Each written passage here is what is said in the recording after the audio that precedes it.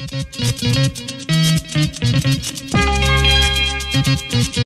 a-t-il une guerre des prix sur le marché? Y aura-t-il des morts sur le marché à cause de cette guerre des prix?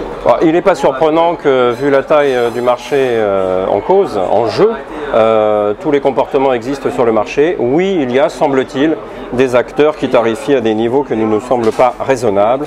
Maintenant, fondamentalement, c'est aux chefs d'entreprise de faire des choix éclairés et de faire des choix qui tiennent dans la durée. Ce qui m'a beaucoup frappé au premier semestre, je l'ai déjà dit, c'est l'intensité de la négociation dans les branches. Et là, on a clairement des accords qui sont raisonnables, durables et responsables. Là-dessus, le marché est raisonnable. Y aura-t-il des morts sur le marché? Je crois que c'est difficile de le dire ainsi.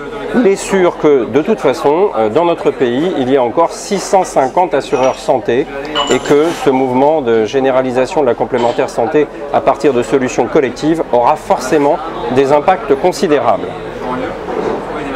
Pourra-t-on dire que c'est vraiment la complémentaire santé qui a provoqué le principal impact? Je fais partie de ceux qui pensent que Solvabilité 2 aura des impacts beaucoup plus importants et beaucoup plus structurants que celui de la complémentaire santé. Comment Humanis se prépare à Solva 2? Humanis, comme tous les acteurs de la place, a préparé absolument toutes les dimensions de Solva 2.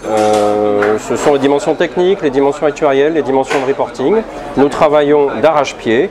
En termes de gouvernance, nous sommes quasiment au bout du chemin sur le design de la structure de groupe, qui sera une structure de groupe d'assurance de protection sociale et qui permettra de faire vivre les dimensions paritaires et mutualistes du groupe et qui permettra de faire vivre en univers Solvabilité 2 une architecture qui se veut résolument fédérale, tournée vers le développement et avec une très bonne maîtrise des risques dans la durée, car nous sommes un acteur de long terme. Est-ce que Humanis est inquiet du PLFSS ou est-ce que Humanis trouve que le PLFSS qui arrive est un bon PLFSS? Humanis avait déjà dit au premier semestre que l'automne allait ressembler à un tsunami réglementaire. Et bien, malgré cette alerte, malgré le sondage qui montrait fin août que les chefs d'entreprise allaient être submergés par un embouteillage administratif, je constate que dans le PLFSS, il y a encore des mesures de dernière minute, y compris sur la complémentaire santé. Ce n'est vraiment pas raisonnable. Les négociations sont en cours partout. Ce n'est pas le moment de changer encore les règles du jeu.